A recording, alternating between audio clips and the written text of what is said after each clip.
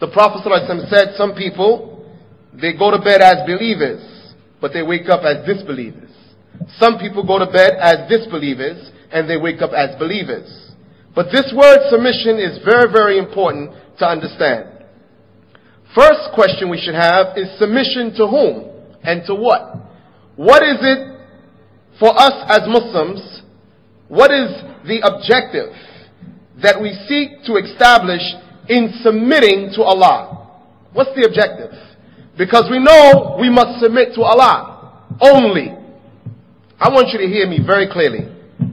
We must remember as Muslims, we submit and we surrender to nothing and no one. Not the government, not the police, not the FBI, not the CIA. We submit and we surrender Allah alone. Nothing else. Nothing else. And I'm not telling you this to make you emotional. I'm telling you because there are people who want to conquer your soul. And the way you conquer the soul of a man is you put fear in him and you make him surrender. And he becomes your slave. He becomes your slave. And there are people who want you and me to be their slaves, and we will never bow down to anyone except Allah. No one else. Submission. To surrender. To whom? To Allah. To what? To the call of His Prophet. And what is the call of all of the prophets? It is that we worship nothing except Allah and Allah alone. And there's a price for that. There are people who have given their lives so that you and I could have the privilege to say, Ashhadu an la ilaha illallah wa ashhadu anna Muhammadan Rasulullah. There is a price on this shahada. It is not for free.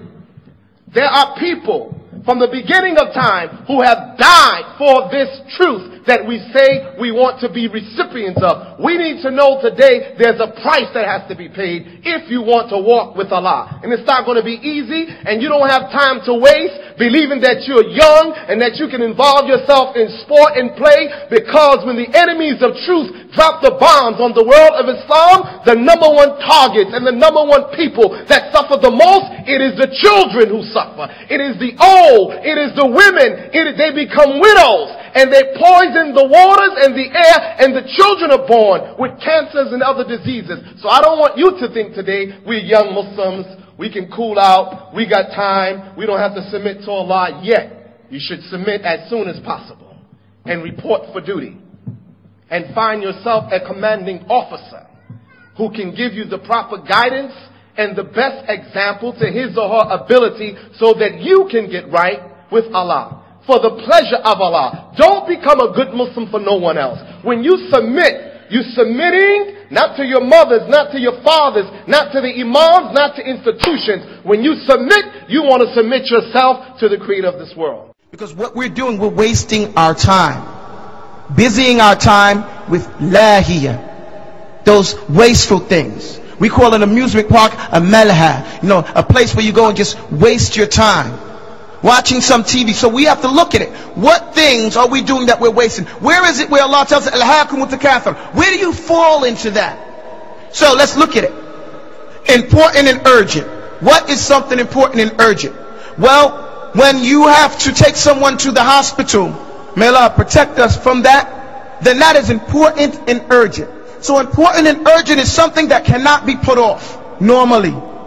It has to happen right away, or there's some detrimental effect that happens. Then we have the second one, something that is important but not urgent. It's been described, if you have a half a tank of gas, you need gas, it's important, but it's not urgent. However, the thing to remember about those things that are important and not urgent, that if you ignore them when they're not urgent, they can become important and urgent. And so you have to be careful. The things that are important and urgent come anyway. There's no way of stopping those, some of those things. But you are responsible for stopping them if it's important and not urgent. So you get gas before you run out. So there's, let's say the incident happens where you have to rush someone to the hospital, but because you didn't take care of getting the gas when it was important and not urgent, now you got to go get gas before you can go to the hospital. And that delays the important and urgent thing. The next one is urgent but not important. This is when you're late and you have to go someplace and someone wants to tell you something. He say, hey, look, I'm trying to tell you, and you have to go. That's urgent, but it's not necessarily important. They want to tell you what happened last week, what happened last night. Something, it may be urgent, but it's not important.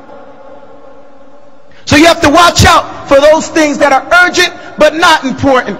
A waste of time. And the last one are those things that are not urgent and not important. And sadly, most people are busy with those things that are not urgent and not important. You'll see the masjid empty if there's a soccer game, a football game going on. It's not important and it ain't urgent. Who won last year's World Cup? Who cares?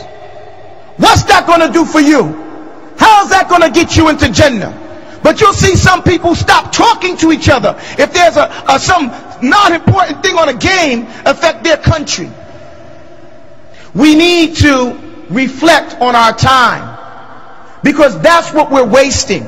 And this is what Allah subhanahu wa ta'ala is constantly showing us, that we're wasting our time, and that things, wasteful things, are filling up that time space that we're supposed to be using this time to gather up and store for ourselves some reward in the hereafter. The person that is very economic, thrifty, he's a business person, he's going to take his chief investment, his time, and use it in the best way possible so he can get the most profit. The most profit is to store up the most deeds, the most good deeds you can store up for yourself in the hereafter. That is what you should be busy with. The Muslims are like one family. If we're really like that, you know, if we really were like that, we would be very much up at night, like the Prophet said, worried about our brothers. I know it's not always equal that we get the word out. We hear about Pakistan, we might not hear about Africa, or we might not hear about Malaysia. But since we have heard about this one, we need to be responsible and help our brothers. It's not the rest of the world's responsibility to reach out and take care of the Muslims, no matter what country they come from. You know? And this idea, this nationalism, you know, this nationalistic idea, it's wrong. It's not from Islam. Islam really came to kill all these nationalistic ideas. The Muslims are the Muslims.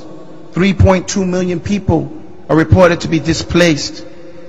And you guys know the details, that some of you might have relatives there.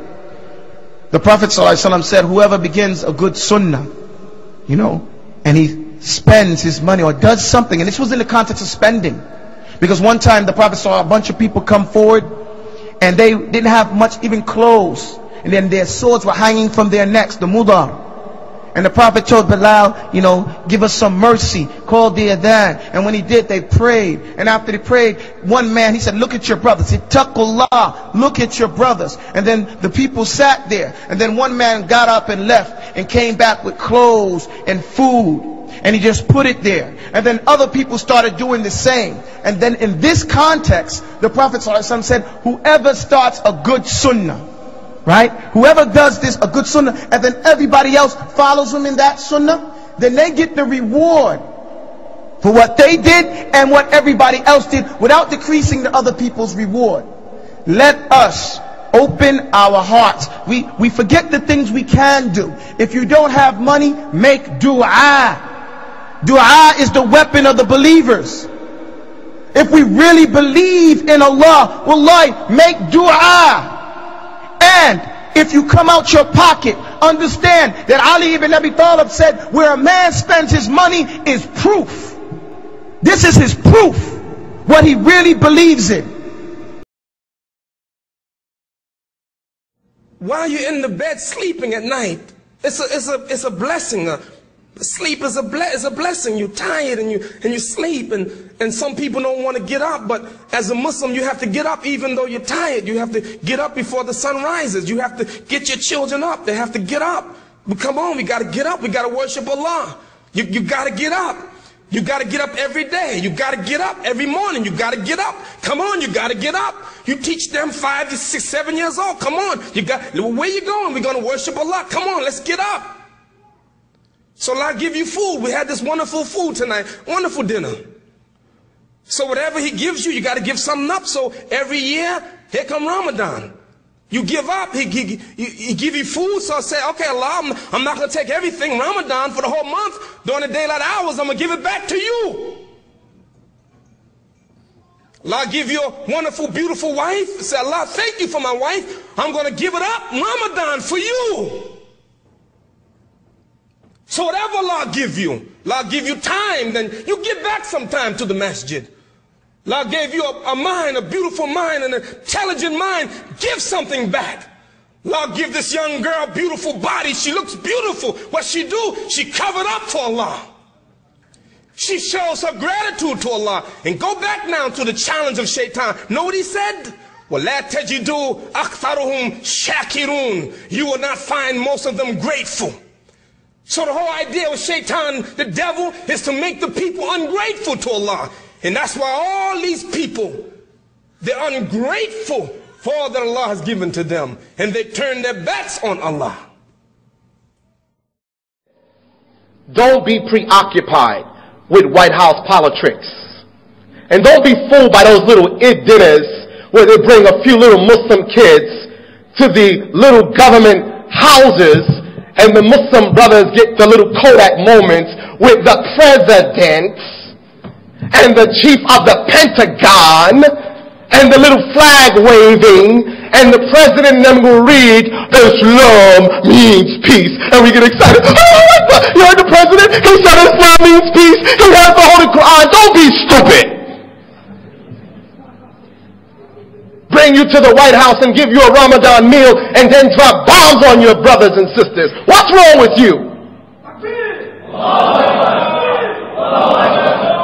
I'm finished, because I'll tell some of the elders in the future, shame on some of them, walking around like a bunch of cowards, hiding, bending over, acting like they're slaves of some other institution.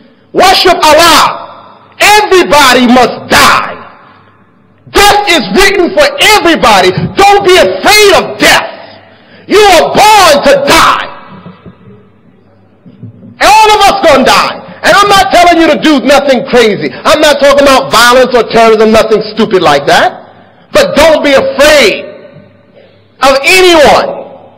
Fear, glorify, believe, and trust in who? Allah. The best flag I have seen in America after 9/11 is right back there, the hijab. Brothers took their kufi off, brothers shaved their beards, their thumbs went in their pants. Whoever was Mike became Mo. I call you, Assalamu alaikum. Brother, don't say that on the phone. Don't say that on the phone. Are you guilty? Are you guilty? Boy, I wish I had more time. I can tell you today, brothers and sisters, the real terrorists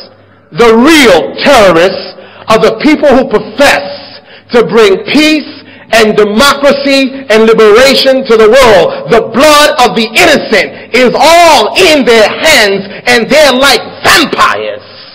They plot the death and the destruction of those whom they hate and despise. I'm telling you, make it to the hereafter. Make it to the hereafter. Trust Allah and don't be intimidated. I tell American people everywhere I go, Islam cannot be stopped. And I tell people everywhere I go, they ask me the question, should Islam dominate or democracy? I tell them real simple, and this is my last comment to you. This is part of submission. I tell them real simple. There's a verse in the Quran. هو الذي أرسل رسوله بالهدى ودين الحق ليظهره على دين كله ولو كره المشركون. Allah says it is He, Allah, who has sent His messenger بالهدى, with the guidance, that it may dominate and knock out the brains of falsehood, and that it may prevail even if the mushrikeens despise it. Democracy is not revelation, and democracy does not equal freedom. For in democracy, you have apartheid, you have slavery, you have homosexuality, you have lesbianism, you have gambling, you have all of the vices that are against the spirit of truth. So no, we don't want to democratize Islam. We want to Islamize democracy. That's what we want. That's what we want. And they play games with the minds of young people today. They want to ask you, do you believe in the Prophet Muhammad? And he was married to a young girl named Aisha. And we start shaking. Did Prophet Muhammad marry a girl that young? Did he really do it? The same people ask you that.